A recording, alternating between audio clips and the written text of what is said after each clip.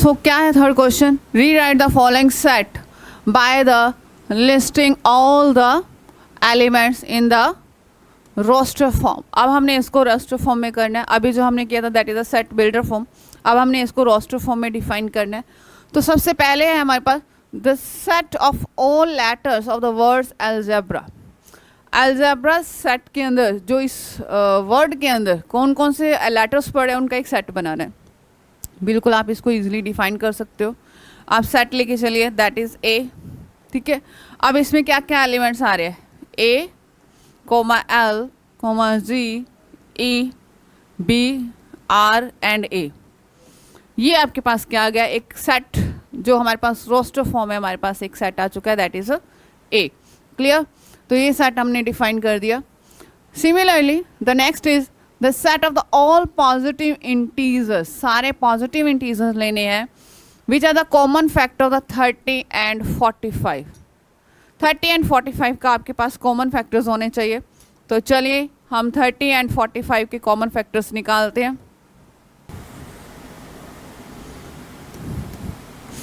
तो 30 कौन कौन सी टेबल्स में आ रहा है आपके पास, देखो अगर मैं 30 की बात करूँ 1 2 3 5 6 15 and also 10 here, 15 and 30, तो यही टेबल्स हैं, कोई छुट्टी तो नहीं हमसे, देखिए ओके। सो यही है, ठीक है।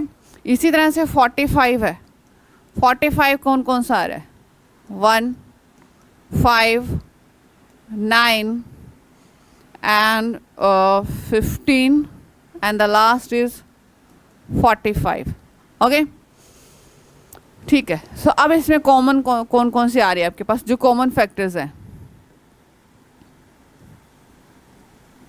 कॉमन फैक्टर्स हमारे पास क्या क्या पड़े, that is okay. So common factors जो हमारे पास है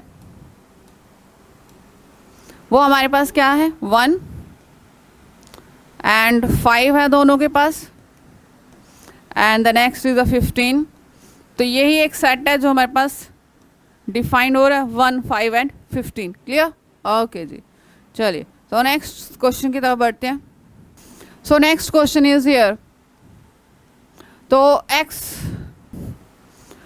सो x square is equal to 4 and x equal to 3। क्या आप इस सेट को डिफाइन कर पा रहे हो, फर्स्टली सी, तो पहली बात तो सेट डिफाइन होना चाहिए, उसके बाद हम उसको डिफाइन करेंगे, ठीक है। तो इन्होंने बोला है कि x square equal to 4 and x equal to 3। क्या x को अगर हम 3 रखें तो आंसर वो 4 देगा, बिल्कुल ही नहीं देगा, तो ये सेट तो डिफाइनेबल ही नहीं है हमारे पास। क्लियर, सिमिलरली नेक्स्ट क्वेश्चन में देखिए आप, यहाँ पर आपके पास यहाँ से x की वैल्यू क्या आएगी, x इक्वल टू 2 आएगा, यहाँ पर 2 रखिए, जब अपन ने 2 रखा तो ये तो 4 देगा, that is not equal to 9, तो ये सेट भी हमारे पास क्या है, डिफाइनेबल नहीं है। क्लियर, इसी तरह से अब हम नेक्स्ट क्वेश्चन करेंगे। The next question is here, x is an integer and हमारे पास ये क्वेश्चन दे रखा है कि क्या ये इंटीजर बनेगा या नहीं बनेगा। लेट्स सी, अब हम इसके फैक्टर्स बनाते हैं। So this is the 6x square plus 5x minus 4। So here we have the 6x square plus 5x minus 4 that is equal to 0।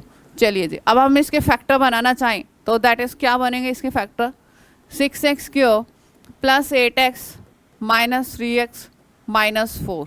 सो हमारे पास ये बन जाएंगे, that is okay. So this is 2x 3x plus 4 minus 1 3x minus 4 that is equal to 0. So your answer will be 3x plus 4 and here 2x minus 1 equal to 0 आएगा। Clear, I hope so आपको इसके factors बनाने आते होंगे, जो आपने 10th में इसके 9th एंड 10th में काफ़ी अच्छे से इसको किया भी होगा आपने, ठीक है। ओके, सो यहाँ से आपके पास x की जो वैल्यू आएगी दैट इज -4/3 एंड हियर 1/2। तो ये हमारे पास आंसर आ चुके हैं, बट देखते हैं अब हमारे क्वेश्चंस में क्या था। तो क्वेश्चंस में हमारे पास था कि एक्स इज इंटीजर्स होना चाहिए। तो क्या एक्स इंटीजर आया हमारे पास? बिल्कुल नहीं आया। वो तो हमारे पास किस फॉर्म में आया है? एक रैशनल की फॉर्म में आया है। तो ये भी हम इसको डिफाइंड नहीं कर सकते। क्लियर? तो ये भी हमारे पास डिफाइंडेबल नहीं है। Okay, the next question is here 4x minus 15 less than 29। क्या आप इसको डिफाइन कर सकते हो? और x कहाँ से आना चाहिए? नेचुरल नंबर से। चलिए देखते हैं। तो हमारे पास है 4x माइनस 15 लेस देन 29। 15 को आप उधर लेके जाइए। फर्स्टली तो हम यहाँ पे क्या करेंगे? Adding both side 15। जब आप एडिंग बोथ साइड 15 कर दोगे तो ये कट जाएगा, तो यहाँ पर कितना आ जाएगा? 44। Now dividing by both fourth by both side. तो 4 से जब आप डिवाइड करोगे तो ये आपके पास क्या आ जाएगा? ये आंसर आपके पास आ जाएगा। तो x लेस देन 11। तो इस सेट में वो नंबर्स आने जो लेस देन 11 हो। तो चलिए अब हम डिफाइन करते हैं कौन कौन से नंबर्स आपके पास आएंगे। जो सेट आपके पास डिफाइन होगा उसको हम नेम देते हैं A। That is 1 2 3 4 5 6 7 8 9 10। तो ये सेट आपके पास निकल के आएगा इसका। क्लियर? ओके, तो next is x is an integers. x integer हो और कहाँ से लेना है? इस सेट से लेना है। चलिए इस सेट को हम पहले फटाफट डिफाइन कर लेते हैं। तो हमारे पास है क्या? तो -1/2। 1/2 आपको क्या लिख सकते हो? 0.5 लिख सकते हैं हम इसको। एंड 9/2 को क्या लिख सकते हो आप? That is the 4.5। अब इसके अंदर कौन कौन से सेट आएंगे? इंटीजर्स लेने हमने, ठीक है। तो 0.5 के बाद कौन सा इंटीजर्स आपके पास आएगा? जल्दी से बताइए। और इस सेट को आप डिफाइन खुद करेंगे कि इस सेट के अंदर कौन कौन से एलिमेंट्स आते हैं। दैट 1 2 3 4 0 कौन कौन से आ रहे हैं, कौन कौन से नहीं है। अब देखो, अगर आप इसको इस तरह से लाइन से डिफाइन करोगे, आपके पास क्या है? 0 -1 1 2 3 4 एंड 5। तो -0.5 कुछ कहाँ आएगा आपका? इधर आएगा। एंड 4.5 लाइक दिस यहाँ पर आएगा। इसके अंदर जो जो एलिमेंट्स पड़े ये आपके सेट में आ जाएंगे। That is the 0 1 2 and 3 4। तो ये आपके पास एक सेट डिफाइंड हो जाएगा। क्लियर? ओके, अब हमने करना है ये वाला सेट x² लेस देन 20। तो आप z इंटीजर से वैल्यू कहाँ से लेनी है? इंटीजर से। तो इंटीजर से हम कौन से नंबर उठाएं कि जब आप यहाँ रखिए तो वो लेस देन 20 आए। चलिए इस चीज़ को करते हैं। तो x² that is less than 20। Firstly मैंने यहाँ पर रखा 1 ऑलवेज लेस देन 20। सिमिलरली -1 रखा तो भी हमारे पास क्या आएगा? 1 ही आएगा यहाँ पर, ठीक है। तो मेरे पास सेट बना रही हूँ सीधा डायरेक्ट। मैंने 1 रखा तो भी मेरे पास लेस देन आया, माइनस का रखा तो भी आया।